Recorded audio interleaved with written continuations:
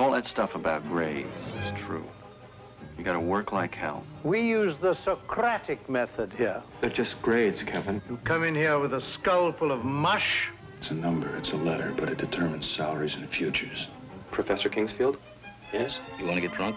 That is the most intelligent thing you've said today. There's no guarantee that we're all gonna be here in the spring. Some of us might have nervous breakdowns. One more word out of you, Anderson, and I'll lock your head in your attaché case. What did you say?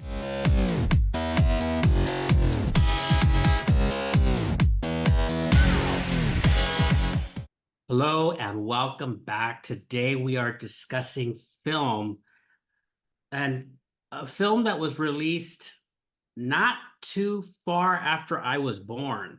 Like, this movie came out in the 70s, 1973 to be exact. This movie is titled The Paper Chase, starring John Houseman.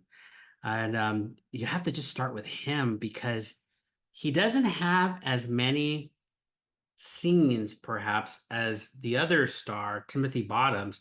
And who could forget Timothy Bottoms? Johnny Get Your Gun, or Johnny Got Your Gun. Is it Johnny Get Your Gun? It's John Get Your Gun. Johnny Get Your Gun. What a powerful movie that was. So every time I see Timothy Bottoms, I just think of that movie.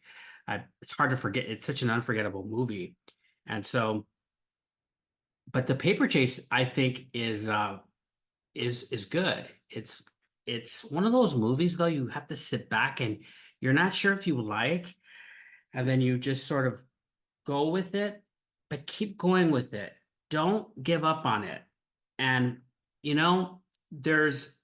let's talk about it for a second. This is a movie about a Harvard law student who has a very tough teacher, the John Houseman character, Mr. Kingsfield, right? And he is a central character, not only in the story, but in these students' minds. They can't shake him. And you know what? You really reflect as you watch this, in the sense that, haven't you had professors or teachers that you can't shake? Now, initially you think, this person is just tough. He's too tough, or she's just brutal on me. Grading, calling me out in class, high demand, really demanding kind of professor. But at the end of the semester, these students, I think they gave him a standing ovation. And there's something to that just resonated with me. When he is on film, the John Houseman character, you can't help but just stand attention and just listen. And, there's a really nice, in the opening scenes, there's a real nice discussion on the Socratic method. So the Socratic method is a really useful tool for teachers that isn't just for high school or middle school. You can even go into elementary schools and just sort of broach the idea of the Socratic method. That's worth the price of admission in this movie. I will say, midway through this movie, I thought, not really liking the romance part of this film. Lindsay Wagner, she's a fine actress, but then I started to realize, well, that's one of the points of the film, is that this romance can't really be healthy with this kind of demand on these students that Harvard is kind of requiring. They are suffering, some of these students. Now, some are more talented than others, like the Timothy Bottoms character. You could tell is a little just a little more talented and maybe a little more brighter. But he's still working. And what a great scene where, we reviewed Good Will Hunting recently, and I liked the movie, but I always had a problem with this notion of a student just knowing everything. And it's like, why aren't students studying? I studied in college. Like, nothing just came to me. Like, students study, and you don't see that in movies. Boy, do you see that in this movie. And you see that in one particular scene where John Houseman asks Timothy Bottoms, his name was Hart in the movie, "Hey, Hart, do you want to write a paper for me?" And do some studies for me and create, yeah, basically write a paper and assist me. Yeah, I'll do it. And he worked all weekend. He broke the date off with his daughter, Houseman's daughter, Kingsfield's daughter, and got it done a little bit late. Nope, don't want to see it. Don't want it. You're too late. It's like a sacrifice. And so great. I have one other thing to say about this, but it's one of those things that I think is really worth watching. Not only you relate as a student, but there's one scene I want to say that I relate as a teacher. It's really good, but stick it out because some things might feel a little dated, but I think they're universal. Some of these principles that come out of this film, and I think it's worth watching. Oh yeah. When I was watching it, Ruben, I usually watch these movies by myself, but sometimes a family member will sneak in and watch it with me, or they'll say, is this for the podcast?" I go, "Yeah, it's for the podcast." So Kim said this, she told me this movie never looked appealing. I never saw it. She told me when, when she was a kid, because it just didn't look appealing. And Ruben, I'm gonna be honest with you, I thought I'd seen it before. Oh, And then as I'm sitting there, I'm like, I haven't seen this before. And then Kim walks in and she just sits at my wife sits down and watches, and she doesn't stop. I go, "Oh, don't you have to go do something?" And she's like, "This is so good." you know, and it draws you in. And like you said, be patient because I don't want to say it starts slow, but it's just a little different flow to it. She right away told me, my wife, and I agree with her, was the cinematography was done really well. Just the shot selection, and I know that's not, we don't always talk about technical, but it really does make a difference when you see someone knows what they're doing. The director was I'm sorry, James Bridges. He directed things like the China Syndrome and so forth. So really well done. That and the music, John Williams. So you had some real good people working on this film, so you're going to get a good product.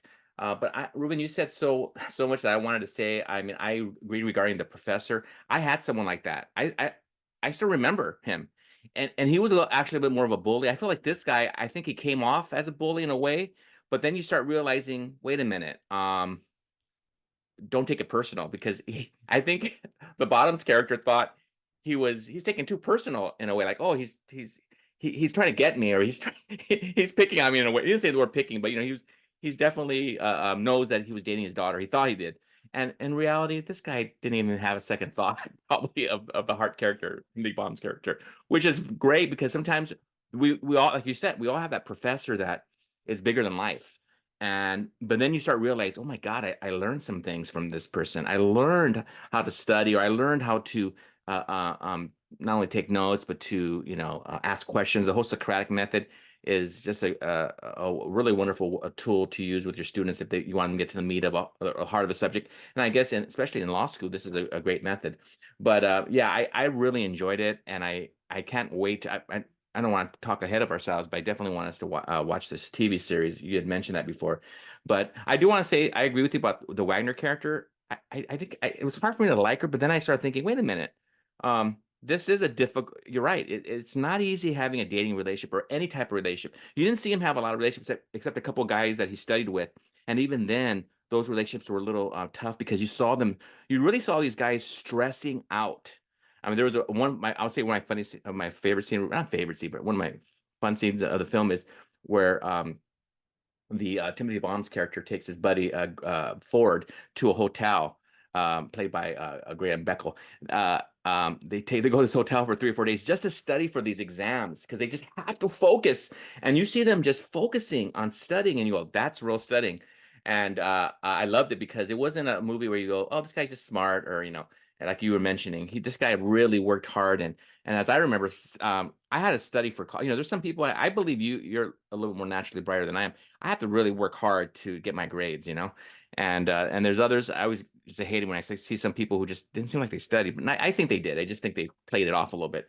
But definitely a good movie to watch. I really enjoyed it. John Houseman. I know we're not into Academy Awards here, but he did get this Best Supporting Actor for this one. So, and he was so good. Just really loved him. But anyway, yeah, Ruben, I really enjoy this film. I want to mention too, before we sign off, there's a really great scene where Timothy Bottoms just realized one of his students, one of his friends in the class is just really hit the wall. I mean, and they mentioned the people that went to Harvard Law School that they're rubbing elbows with. This might be a future Supreme Court justice. That might be the next president, or not the next president, but a future president. This is Harvard Law School, right? So one of these students just hit the wall, and he and his wife are just at wit's end. And Hart, this main character, he's struggling, knowing that his friend is really basically at the end of his rope. Maybe suicide is on the agenda for this guy. And so Hart's just sitting there, and he gives an answer to Houseman that Houseman does not want to hear. And Houseman gives the most sarcastic, rude, and brutal response.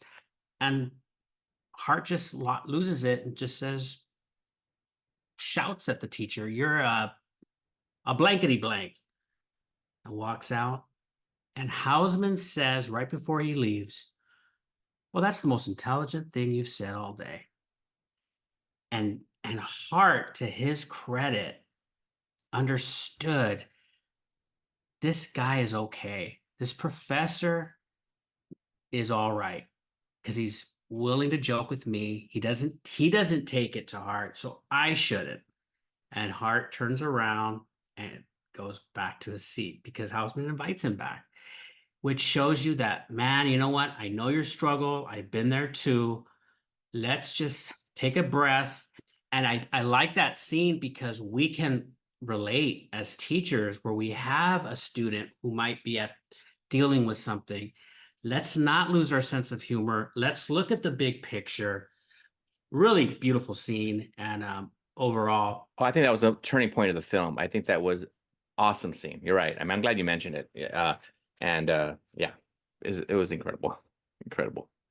Really good. We really appreciate some of these movies that reflect real life. We've seen some great ones this year, like Teacher's Lounge, The 400 Blows, The Paper Chase, Rushmore. Like, it's so nice to see some good films. This is another one. Check it out. Tell us what you think, and we'll see you next time. Bye-bye, everybody.